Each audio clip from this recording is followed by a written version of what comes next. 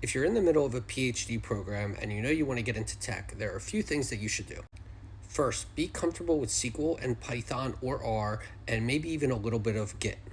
In many universities, they start using Stata or SAS or even MATLAB. Whatever projects that you have, just repeat them and do them in SQL and Python. Now, if you're not going into any sort of engineering, you don't need much. You need to be able to read in CSV files, do some basic data manipulations, joins, group bys, and then be able to run regressions or applied machine learning problems like in scikit-learn. Next comes the tricky part. You need to do research that actually gets you the PhD, right? So it adds to the body of literature as per your academic advisors. At the same time, you want to be doing projects that are attractive to industry, where stakeholders will feel comfortable that you both are able to do the work and you're interested in doing those type of problems. I've seen, for example, physics PhDs struggle because they're doing research on black holes and stakeholders are thinking, oh, these people are going to be so bored doing marketing problems. So that's a big thing that you need to avoid. Okay, next, make a decision of what type of work you want to do. For example, maybe you want to do causal inference, or maybe you want to do machine learning problems. Causal inference is quite easy for an applied economics guy or applied micro guy.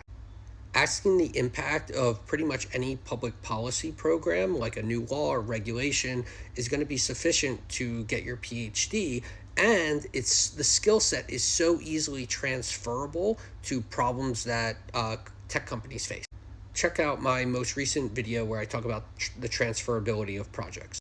If you're going to go into machine learning, it's really important that you're able to do more than just build a cool data tool. You need to translate things back to business problems.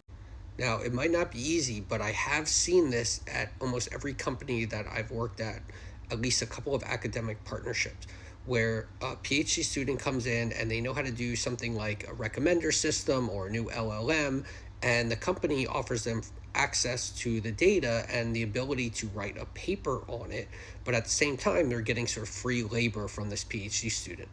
So for example, maybe you find a small e-commerce company, you offer to build them a recommendation system, and then you work with them to design an experiment and see what the business impact of, certain types of recommendations are.